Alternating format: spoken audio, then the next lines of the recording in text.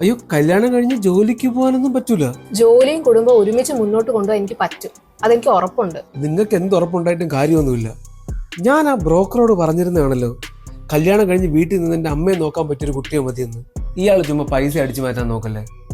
എടോ, ഇയാളല്ലേ പറഞ്ഞത് സുരഭി നന്നായിട്ട് കുക്ക് ചെയ്യും, പൂച്ചക്കുട്ടിയാണ്, കല്യാണത്തിന് ശേഷം ജോലിക്കൊന്നും പോകത്തില്ല എന്നൊക്കെ.